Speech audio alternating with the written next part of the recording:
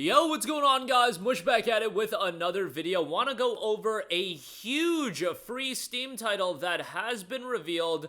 Blue Protocol is back with Blue Protocol Star Resonance, and it's scheduled for 2025, and it will be coming to Steam right out the gate. So a lot of exciting stuff here, and a lot of excitement within the community for Blue Protocol. I know that this is a free-to-play gacha-style game, so it's not going to be for everyone, but the gacha mechanics are microtransactions with just cosmetics, I believe, as far as what I know at this stage of the game. And, you know, Blue Protocol is a game that never made it stateside. It was shut down by Bandai Namco after a while, but I remember it had an immense amount of anticipation and hype leading into its potential release stateside. Unfortunately, that never came to fruition, and there was a lot of potential. I really dig the art style. I think it's got like a great anime aesthetic to it, and again, these games are designed to make money, just as any video game is. There's going to be a lot of, you know, microtransactions, but as long as they keep it cosmetic, I don't have a problem with that, especially when it is a free-to-play game. I get how the sausage is made. Like, do your thing, just make it, you know, reasonable and in line, and I have no problem with it. Blue Protocol Star Resonance expands the Blue Protocol universe with a vibrant MMORPG experience. Create your own hero, team up for strategic raids, or simply relax and have fun with friends, fishing, crafting, and endless exploration. Adventure awaits. We also have the system requirements, which I'll get into at the end of this video, and I do find them quite interesting.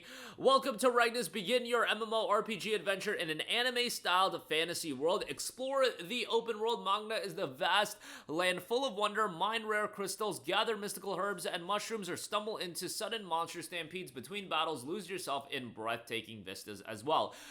Be whoever you want to be. Tank with unbreakable shields, heal with radiant spells, or unleash skillful moves to deal great damage, then swap styles anytime. And combat roles are just the start. In Star Resonance, you can also express yourself with deep customization and various outfits that make you a star in town. Rally, raid, and reap your rewards. Assemble multiplayer parties to topple bosses with attack patterns that are easy to learn but still demand teamwork. Keep looting and make yourself and your guild legendary. We are in this together. Fish at riversides, dance at the towers fair, set of fireworks at night, or even meme in a guild chat. Remember to have fun with friends because Ragnas shines brightest when shared. A lot of elements to dissect there, but also I feel like you have a lot of competition within this sector right now, and we just had Silver Palace get revealed. Ananta's coming out as well. That's probably a couple of years away, and Silver Palace is a couple of years away as well. At least I think. I mean, it might be sooner than that. That's just my expectation out of game development these days whenever these games get revealed. Blue Protocol Star Resonance being a game that's coming out later in 2025, I think it's inherently going to have a lot of interest. You guys already know how the game is played with games like this. All of these games initially have interest. Like, based on the fact that there's a level of buzz to this game, it is going to have people checking out this game right out the gate. You can kind of figure that out pretty quickly on whether or not a game is going to click, you know, when it's revealed. And sometimes there are surprises that build up and explode right away, way bigger than you thought, like a Helldivers 2. Helldivers 2 didn't have that initial buzz when it was initially revealed, and then it just exploded when it came out. But Blue Protocol, because it already has the initial buzz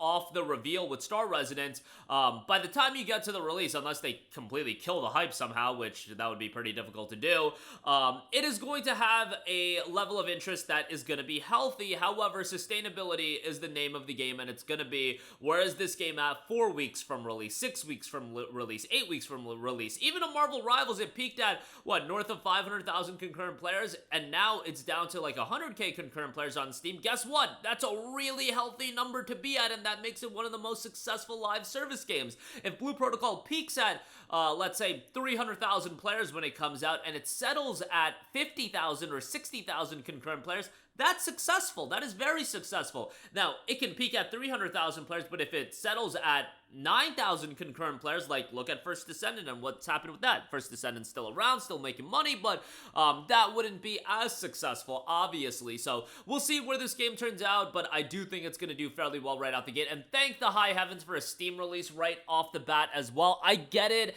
that a lot of these publishers want to make their microtransaction money, and that's why they don't want to come to Steam right away. The Hoyoverse titles aren't available on Steam. Zenless Zone Zero, Genshin Impact, so on and so forth. Wuthering Waves only just dropped on Steam. It feels like they come to Steam after they feel like they've gone as far as they can without a release on Steam, and then they're like, okay, we'll bring the game to Steam, we'll take the L on some of the microtransaction purchases. At least that's how I assess it, unless there's some Epic Game Store agreement there as well. But A+ will be publishing the game onto Steam right away, and I think that makes it the best. And you want to build on that momentum right out the gate. Yeah, you could not release it on Steam and be like, I'll do a Steam release down the line, but when is interest on a game at its highest? Right when it comes out. Generally speaking, it's right when it comes out, and if you do a delayed Steam release, you'll never have an opportunity to really build momentum because you're siphoning out a lot of people that otherwise would play the game. You want as many people playing a game like this as possible, and if you're talking about an MMORPG, a live service experience, that is your biggest metric that you can have, because those players are also potential customers for the content in the game. Yes, you can make more money if you don't release it on Steam and you keep all that microtransaction revenue to yourself, but you're also limiting your player base, and why do that? There's no reason to do that. I think ultimately this will be beneficial for the game. System requirements are super tame as well. Minimum requirements are already listed as are recommended. Minimum Intel Core i7 8700, Ryzen 5 3600, 16 gigs of RAM, a GTX 1060 or an AMD RX 580. I love to see the 1060 or RX 580 still around on the minimum side. I think Stellar Blade just had those GPUs listed as minimum as well, I believe. And whenever you have a 1060 and a 580 listed as minimum, you're pretty confident that a game's gonna run on the deck as well, as long as there's no anti-cheat that prevents it. So we'll see as far as that's concerned. Recommended Intel Core i7 11700K, Ryzen 7 5700X, 16 gigs of RAM, and RTX 2060 or an AMD Radeon RX 5600 XT. It also notes 35 gigabytes of available space. So this game is going to be pretty easy to run as well. Shouldn't be too big of a deal as far as that's concerned, but a lot of excitement for sure with Blue Protocol Star Residence. I'll be keeping an eye on this game and looking at how it does, and definitely a game we're going to be covering more on the channel.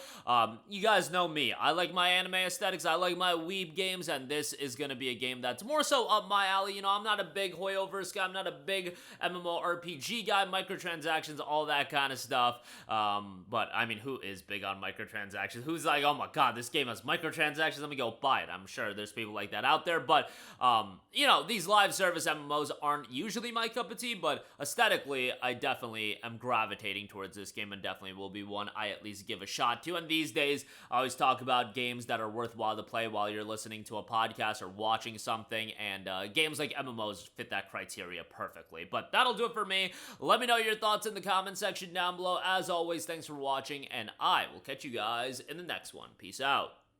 Hey, what's going on, guys? Mush here again. Hope you enjoyed the video. As you guys might know, YouTube's notification system is sometimes a little bit wonky, even if you're subscribed to the channel. Maybe you're not abundantly aware that I uploaded a video. To remedy that situation, make sure you hit the bell notification button. This way, whenever I upload a new video, and I try to upload as consistently as possible, you will be notified directly of the upload, and you can watch it as soon as it goes live. I would really appreciate it if you guys hit that button so you can stay up to date with all of the content I'm posting. But as always, guys, thanks for watching, and I'll catch you guys in the next one. Peace out.